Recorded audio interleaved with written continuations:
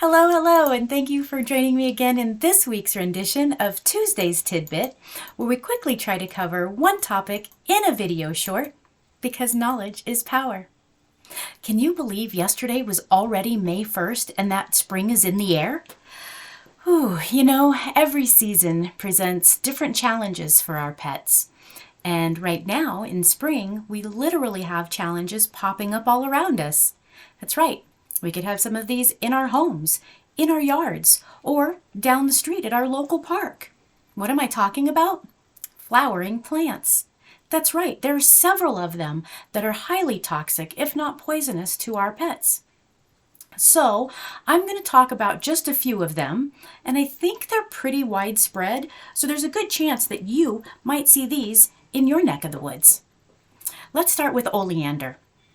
Oleander is a flowering shrub that is absolutely toxic to our pets. It can cause vomiting and bloody diarrhea, tremors, and lack of coordination.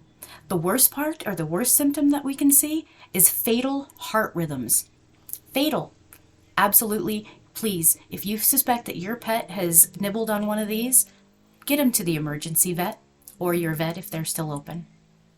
Both tulips and daffodils start out as bulbs, and ironically, that's the most toxic part of these plants.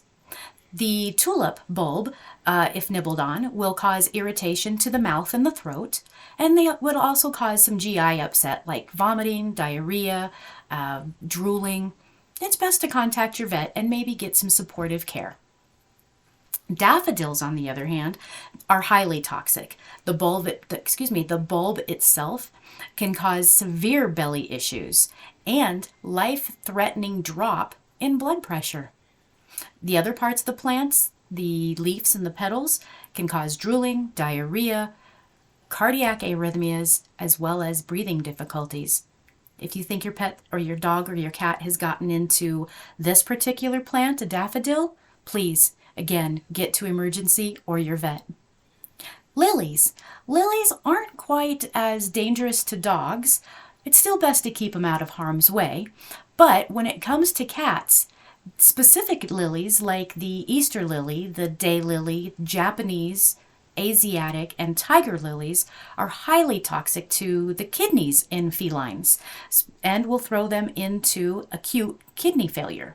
It doesn't take a lot from these guys. Literally nibbles on the petals or the leaves, and we have kidney problems. Again, contact your veterinarian as soon as you possibly can. Azaleas. We might see these starting in the house, just like lilies, and they actually create a compound that works in conjunction with normal functioning of heart and skeletal muscle. We might see some symptoms or some signs like vomiting, diarrhea, belly problems, and again, with the way that it works with heart and skeletal muscle, we might see some heart rate issues, tremors, and weakness. Absolutely, get on the phone with your vet. Guys, these are just a few of the challenges that we face in spring with our little furry beasts. If you'd like to know more, please reach out. I'd so love to hear from you.